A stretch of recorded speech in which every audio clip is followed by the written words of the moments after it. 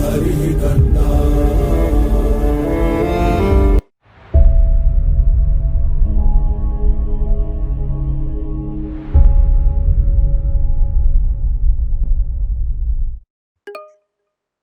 So far, we have seen a numerical data type and different variables that comes out of the numerical data type. So now we will be looking into the categorical data types. So what is a categorical data type? A categorical data that can take on only a specific set of values representing a set of possible categories. Okay, this is called a categorical data type. So the levels of measurement of variables is essential in statistical analysis because it determines how you can analyze your data. The four primary levels of measurement: nominal, ordinal, interval, and ratio provide different levels of detail. So nominal provides a minuscule detail while interval and a ratio give the maximum detail about your data. So we will be looking into the levels of measurement in detail in this module, in this course after fewer 5 slides later. Okay, so but for now, just catch the word called nominal. Okay, if nominal data. So now here we will be mainly defining the categorical data. First, a categorical data is a collection of information that is divided into groups. That's it. A categorical data is nothing but making your data into categories. So what are different types of categorical data? Are nominal, the first one, binary or dichotomous, and ordinal. So these are the various types of categorical variables.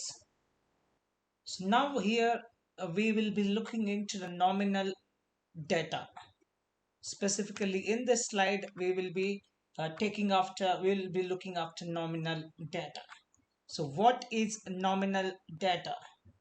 Nominal data is qualitative data used to name or label variables without providing numeric values. It is the most straightforward type of measurement scale. Nominal variables are labeled into categories that do not overlap. Unlike other data types, nominal data cannot be ordered or measured. It does not have equal spacing between values or a true zero value. So, nominal data is the foundation of statistical analysis and all other mathematical sciences.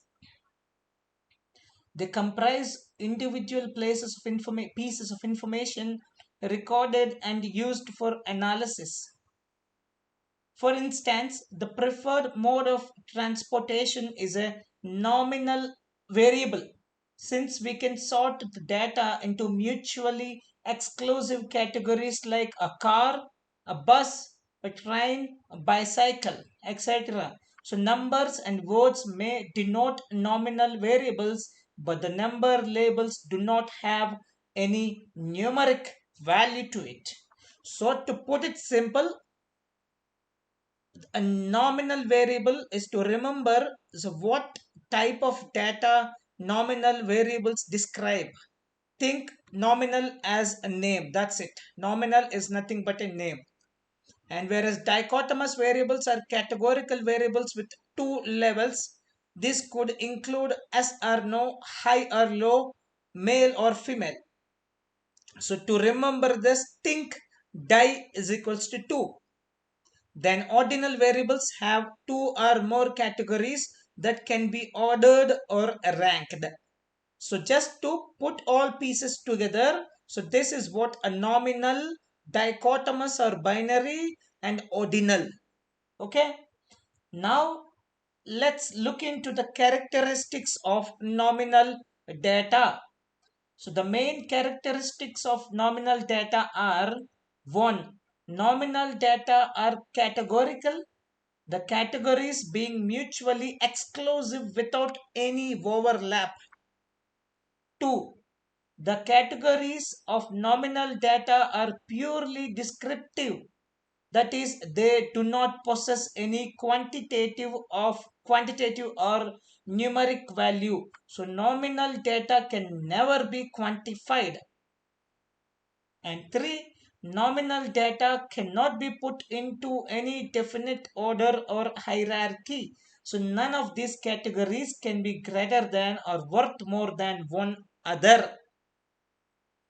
The fourth one, the mean of nominal data cannot be calculated even if the data is arranged in alphabetical order. The model The mode is the only measure of central tendency for nominal data. What is central tendency? That we will be looking into in our further slides. But for now, so the mode is the only measure of central tendency for nominal data, nothing else. Then in most cases, nominal data is alphabetical. That's it. Sometimes we use numbers, but that doesn't have a numerical value to it. So in most cases, nominal data is alphabetical. Okay.